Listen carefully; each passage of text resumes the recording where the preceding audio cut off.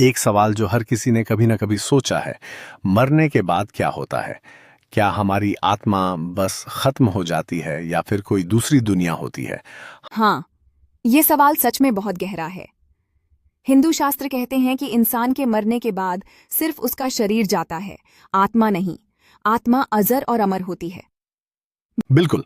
कहा जाता है कि पहले कुछ घंटे आत्मा अपने शरीर के पास रहती है। वो देखती है कि लोग रो रहे हैं, उसे छू रहे हैं, लेकिन वो कुछ नहीं कर सकती, बस देख सकती है। और फिर कुछ समय बाद आत्मा को प्रेत अवस्था का अनुभव होता है। इसमें आत्मा को ये समझने में थोड़ी देर लगती है कि वो अब इस संसार का हिस्सा नहीं रही। कुछ आत्माएं शांतिपूर्वक आगे बढ़ जाती हैं, लेकिन कुछ रुकी रहती हैं। अपनी अधूरी इच्छाओं या रिश्तों के कारण वो यहीं भटकती रहती हैं। और शास्त्रों के मुताबिक 13 दिन बाद आत्मा अपने अगले लोक की ओर प्रस्थान करती है, जहां उसके कर्मों का हिसाब लिया जाता है।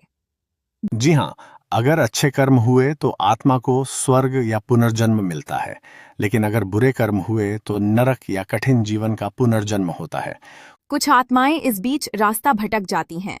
उन्हें मोक्ष नहीं मिलता और वो इस दुनिया में ही भटकती रहती हैं। लेकिन जब कोई सच्चे मन से प्रार्थना करता है, जब किसी की आत्मा को शांति मिलती है, तो उसे मुक्ति मिलती है। यही है सच्ची शांति। और यही हमसे यह सिखाता है कि अच्छे कर्म करो, सच बोलो और किसी का दिल मत दुखाओ, क्योंकि मृत्यु तो एक दिन सबको आनी है।